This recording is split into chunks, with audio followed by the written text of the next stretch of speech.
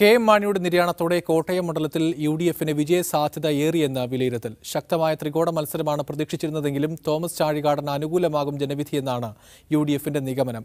മാണിയുടെ മരണത്തെ തുടർന്ന് നിർത്തിവച്ച പ്രചാരണം സ്ഥാനാർത്ഥികൾ പുനരാരംഭിച്ചു. തീപാറുന്ന പോരാട്ടമായിരുന്നു കോട്ടയത്ത് നടന്നിരുന്നത്.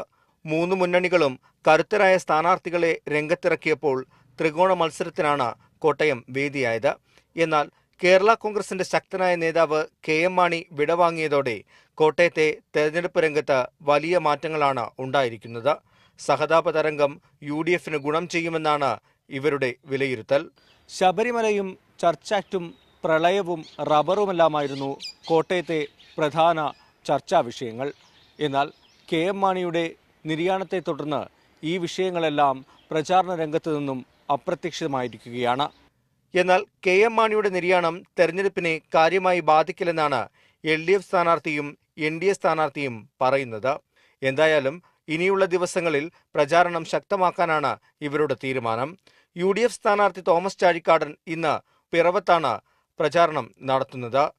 എൽ.ഡി.എഫ് സ്ഥാനാർത്ഥി വി.എൻ. വാസവൻ പാലായിലും എൻ.ഡി.എ സ്ഥാനാർത്ഥി പി.സി. തോമസ് വൈക്കത്തുമാണ് പര്യടനം നടത്തുന്നത്. ടോബി ജോൺസൺ, മീഡിയ 1, കോട്ടയം.